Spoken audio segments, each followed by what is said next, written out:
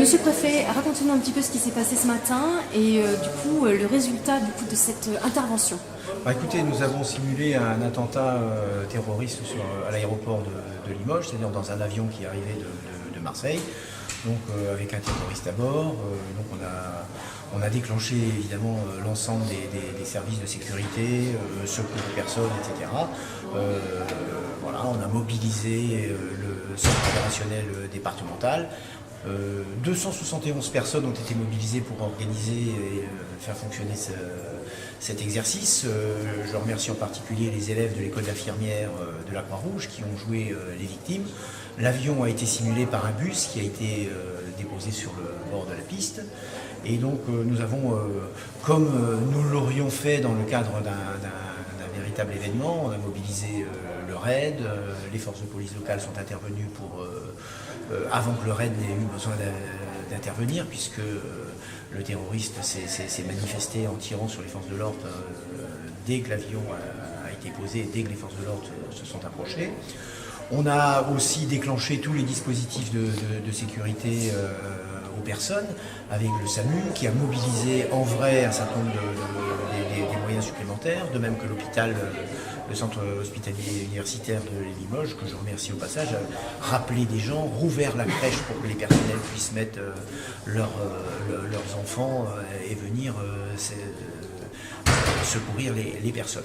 Et puis voilà, on a déclenché les systèmes d'alerte de la population, et puis on a fait tout ce qu'il fallait, quoi. Et donc, alors la véritable simulation s'est terminée par 45 personnes concernées, plus les 3 membres d'équipage, 13 décédés.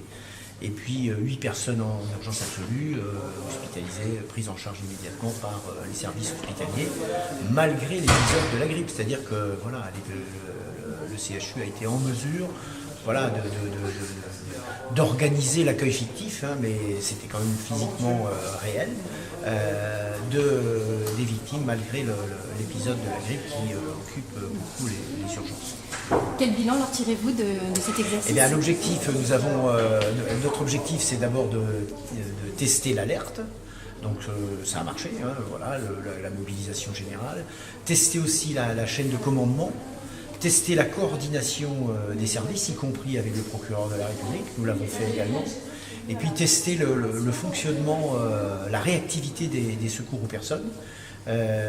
Tester la possibilité de l'hôpital de faire face à un afflux de victimes important, vérifier s'il y avait des chambres mortuaires suffisantes pour les décédés, etc. Donc on a testé tout ça.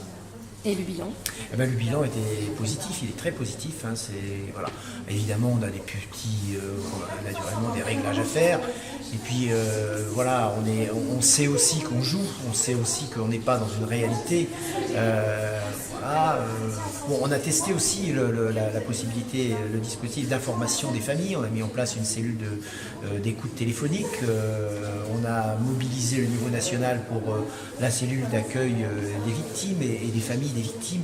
Donc on a vraiment joué le jeu jusqu'au bout. On a même imaginé qu'il y avait des Anglais dans l'avion et que voilà, il fallait aussi prévoir des interprètes et puis prévenir l'ambassade de Grande-Bretagne. Voilà. Mais encore une fois, heureusement c'est un jeu. Je remercie toutes les personnes qui ont bien voulu y participer et je souhaite que la prochaine fois que nous nous reverrons, ce sera encore pour un exercice.